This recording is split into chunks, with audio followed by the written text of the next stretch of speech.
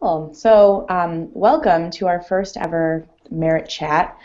Today here is Emily and Aaron, and they're going to talk about their use of merit and how they created a more of a decentralized approach to merit, how they really get a lot of information about their students from different departments across campus. So, Aaron, if you want to start just by introducing yourself and your role. Yeah, hi, my name's Aaron Blue. I'm the new media manager here at the University of Iowa. I handle all of our social media here for our central strategic communication office, and one of those roles within that is managing our merit account. Great, thanks. And Emily? Hello, I'm Emily Summy. I'm the Director of Media Relations and Campus Communications at Lebanon Valley College. Part of my responsibilities is oversight of merit. I also run our college's social media platforms, all feature writing for the website, press releases, kind of a one-woman shop here. We're a small school, 1,600 undergrads. Great. Cool. So if you guys could start just by talking, Aaron, if you want to talk about your merit team and how that works. Yeah, well, essentially our merit team it's not quite a one-man shop, if you will, but everything kind of gets funneled through me. We have some help within our strategic communication office. We have an administrative assistant who has a really good relationship with our registrar's office, which really helps in terms of data polls when we're talking dean's list, president's list, commencement lists, things like that. And I've also asked one of our designers to kind of help in terms of creating custom badges or any advertisements or promotional items that we want to do to get students more involved. But when it comes to the actual platform itself, it's me managing it, uploading the data, getting things pushed through Merit. With that being said, like you've mentioned, our campus is extremely decentralized. I've talked to a lot of people that kind of go against the same struggles, and I feel like we're almost more decentralized than a lot of places. But with that being said, we've done a lot of legwork in terms of communicators networks, whether it's communicators with different schools or different colleges within the university that are managing the College of Liberal Arts or the business school or the journalism school on a day-to-day basis. So we kind of set up a network, and once we kind of launched on with Merit, we let them know that platform was out there and what it was used for, and that was kind of our initial first step.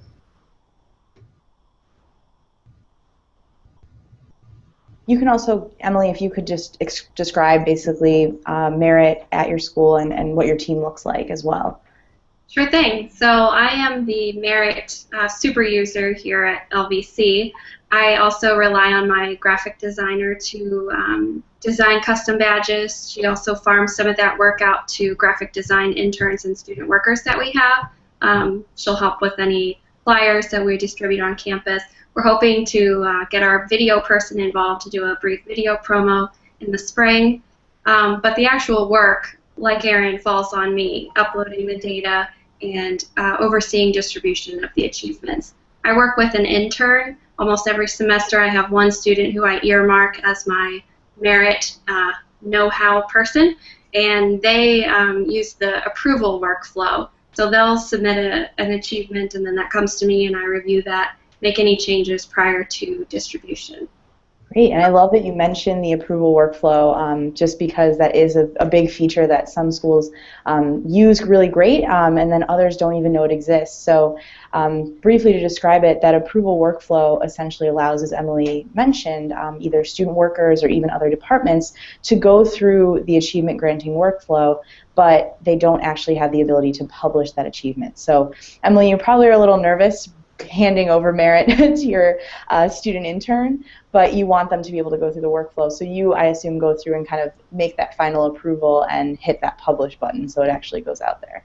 Yes, that's right. Every semester I have like a sit-down meeting with whichever student I've identified for that role, and we'll both distribute a merit achievement at the same time. So she can see, or he can see, how I am crafting things, how I massage the data before I upload it. So she has a good sense of what it should look like before it comes to me. But yes, yeah, I am not comfortable with letting a student. I've screwed up enough times to know that I need that responsibility to That follow. is true. That is a major concern that a lot of schools have, so you are not alone in that. But that's definitely a great learning experience for your interns. So hopefully down the road there'll also be some merit power users like you guys are. So that's fantastic. That's great to know. So you both kind of mentioned that you are the one, the one-man show, one-woman show at your institution. So it's clear that you're getting, based on what I'm seeing on your merit pages, you're getting information from basically all over campus. So really, how have you learned best to get that information? Are you stalking students on Facebook? Are you going and asking faculty and staff? What has been basically your method to getting all of this information? I don't know, whoever wants to jump in, I won't have to. Yeah, I think for us, the first initial push was through our, like I said before, our campus communicators. We set up, kind of crafted an email that described what merit was, how it worked, and why it was beneficial to them. And obviously the two benefits being recognition of awards and then the hometown newspaper push, which a lot of communicators that are in, different areas of campus, whether it's a different college or things like that.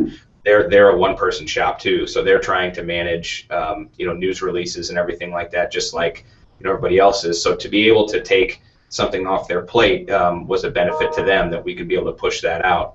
So I think the biggest thing that helped us was kind of creating an initial email that went out to our campus communicators, our social media communicators on campus, that just had a kind of an FAQ section, that had a template for a spreadsheet on how to fill out data appropriately, kind of a sample press release to show what we wanted to include, and then a sample of what a merit achievement, how it would work, kind of almost like an infographic of why it's important.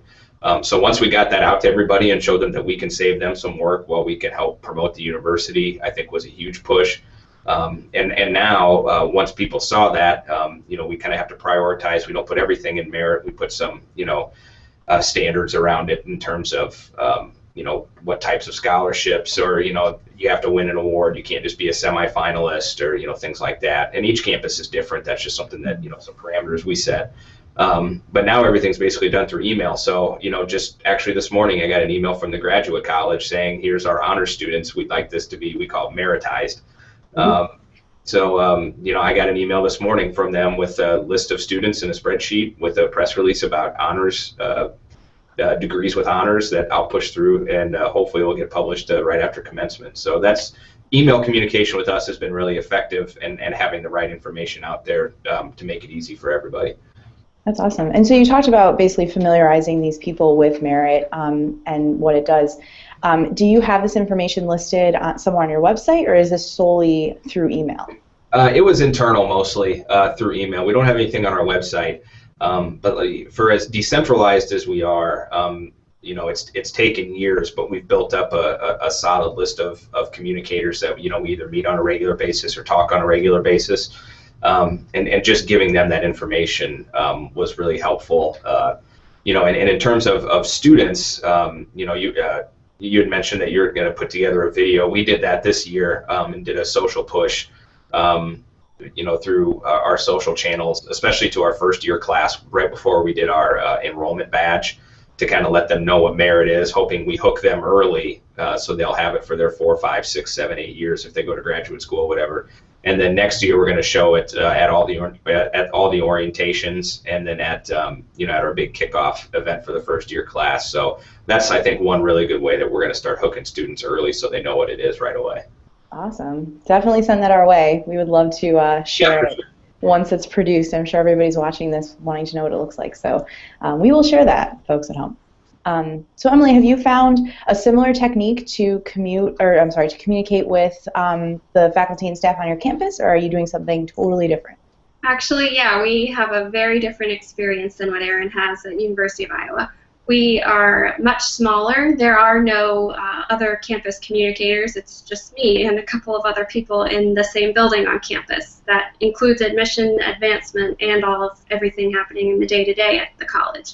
So we have a very different approach. I can't reach out to other communicators and say, you compile this information, streamline it, and then I'll distribute it. I'm the one doing the gathering. So we've been a Merit customer for years before it was Merit. And when we shifted to the name, to the new product, we did some work internally. I met with people in our student life division, which includes our multicultural affairs, res life, student activities, spiritual life, community service, all of those things. Showed them the product and the results that we had from it, and they loved it. So giving them firsthand view of the product has been huge in getting buy-in from that group on campus. Academics is a little different. We communicated with our faculty via email primarily, but we also have a joint faculty and staff professional meeting once a month. So I took the opportunity to get in front of everyone at that session and say, here's what this is, here's what I need from you. Also, really unlike Iowa's situation is the actual way we collect the data. So I don't ask anyone to do spreadsheets. I used to do it that way, but I found there was way too much human error in the data that way. So I created a really strong partnership with our IT office. So now I only ask people to give me the names of the students, their email address, and any variable data. So if they placed first or they placed third, whatever that customized sentence is going to be in the achievement. IT was a great partner here in building a reporting tool for me. It already existed. It was just a matter of getting the right data fields to pull through. So we just run the names of the students through a report, and it spits out a spreadsheet in pretty much exactly the format we need to run it through Merit. So it's partnerships for us, not only with the faculty and other administrators, but also with our IT department to make sure things go smoothly there and we don't have incorrect data being sent out. And so you're communicating also through email then, you're getting that information, the student's name and their variable data through email, or do you have a form, or how does that work for you? Through email, and I've made it as simple as possible because some people are putting together things like event programs in Publisher, and as much as I hate Publisher, it still will give me a list of names, which is ultimately what I need to complete the process. Gotcha. Well, hopefully they don't all come over that way. That is a tough way to get that information. You also mentioned that you present to your academic faculty at their meetings. Is this something that you've been doing on a yearly basis, semesterly basis? How often, Erin, you can also answer this question as well, how often are you reaching out and kind of reminding people about Merit? As far as presentations in front of them, I was only allowed to do that one time. Time at these meetings is pretty precious and everybody wants a piece of it. But since then, yes, I send out a semesterly reminder to people just that this exists, here's what I need, we're happy to accommodate anything. We don't screen. Whatever somebody wants to send out on Merit, we send out. There you go.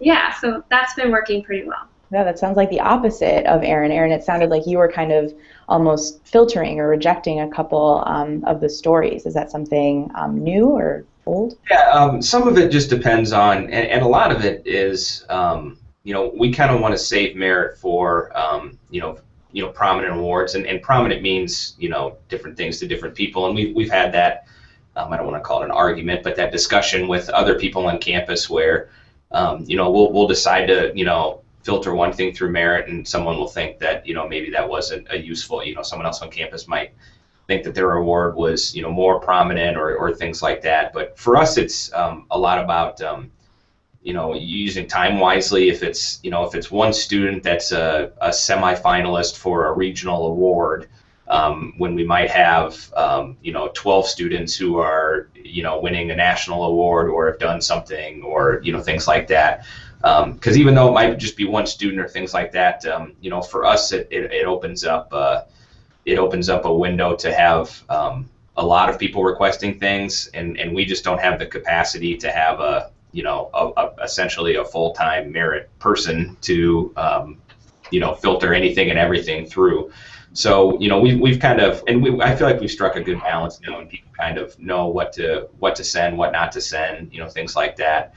In terms of presenting to campus, we've been really fortunate that we've seen a lot of success in terms of the metrics with Merit, and that our president and cabinet like to talk about it, especially reaching out to hometowns and hometown newspapers. So when our president has her monthly reports with our board of regents or has meetings with the media, and we've had a particularly good merit push, she's always willing to include that in her talks. So that's helped us get a lot of buzz. I mean, we actually got some local media attention from it that wanted to know more about the platform and why we're doing it and everything like that. So that's really helped with us, just showing the numbers and showing the metrics and saying, you know, we've gotten into X amount of home newspapers and they're publishing stuff about their kids. So that's been really helpful for us, is that we've got buy-in from all the way up top. Right. And that's something I guess I should mention that some schools maybe haven't seen before is the reporting feature, and I assume that that's where you're getting your data. Up in that reporting feature on your dashboard, you're going to be able to access a lot of those insights that, Aaron, you just described, the number of high schools that you're communicating with, government officials that are receiving information about your students. Different departments are going to find value in different pieces of this information that you can certainly send off in an email, no problem. So for any schools that are struggling with basically getting that buy-in from upper level, I definitely recommend looking into that report feature. And Aaron, you could probably attest to that as well, as you've used that method before. So yeah, and I will say too that the 2.0 features in Merit, that's the one good thing that we've probably the most fun we've had working with people at Merit is how flexible they are. And you know, when we started, you know, pushing out a lot of achievements, and you know, we don't push out near as many as other schools do, but you know, a lot of people in our office are very numbers based and want to see how things are doing. So when 2.0 was released, you know, we had some suggestions for how the metrics appear and how they look, and developers and people that we worked with took and ran with them, and it's been 10 times easier to get data now than it was, and it wasn't even that hard in the first place, but you know, for me it's 10 times easier now, so that's what we appreciate too. And I did not pay you to say that. I'll throw it out there. I did not pay Aaron to say any of those nice things about Merit, but we always appreciate it, for sure. So I guess my final question for both of you, or if you have any other comments, but have there been any major obstacles, especially in the beginning, of using Merit, or even now that you've been receiving this information across campus, that you're starting to face? And also, kind of, what is your future plan? Do you have a future plan for incorporating more departments, maybe you know, lifting that approval workflow? So anything, I guess, looking down the road, any problems that you see, or ways you've overcome them? So whoever wants to jump in there. I think the biggest obstacle from our perspective, because we are a small school and we're sending out so many achievements, the more we send, the more our students want to see. So it's actually creating more buy-in on campus, because they're saying, hey, I received a certificate for this, but that's not on my Merit page. Can that be added? So then I have to do the legwork of tracking down the faculty or staff member responsible for that program and getting that. But that's a really great problem to have. Our mentality here is that Merit is a place to really build the overall student experience out online.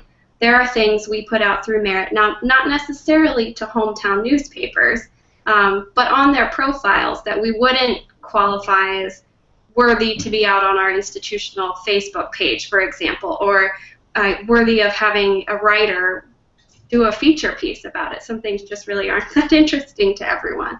So for us, it works well to use Merit in that way, but it creates a lot of work, but worthwhile, I think.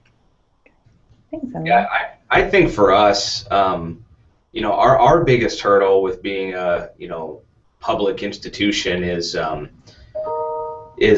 rights restricting on students' profiles. So say we do the biggest hurdle initially was getting our registrar's office in, you know, with doing large data pulls. You know, for us, our dean's list, you know, our dean's list is like 4,000 kids.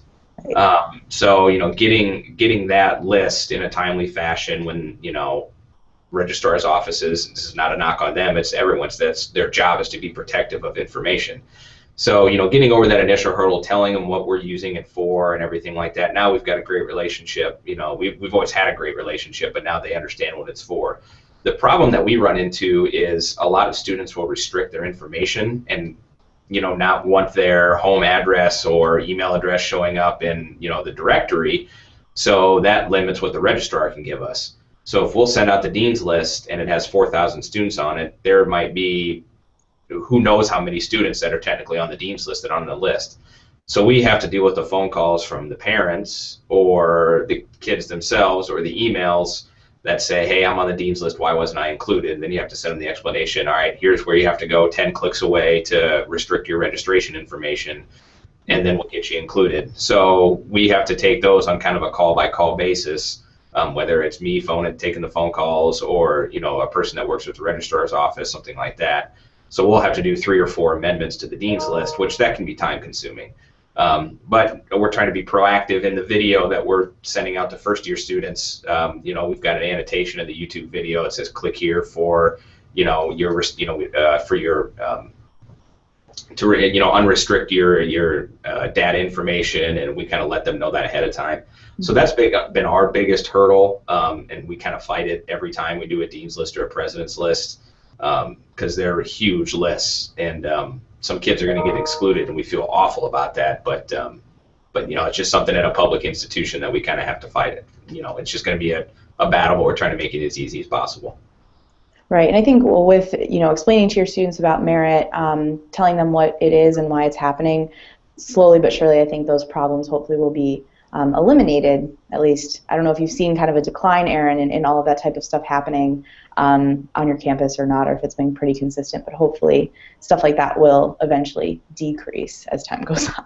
Yeah, I think it will too. Once we get classes in here that have been here for more, we're in merit now. This will be our second full year in merit. So I think once students have been in the system for 3 or 4 years, that it's kind of a second nature type thing. Where now, we wanted to do a commencement release. The first year we had merit, but this would be the first merit achievement they would have received, and they're graduating now. So, hey, congrats, thanks. Here's your one badge. Well, maybe if you go to grad school, we'll see you again.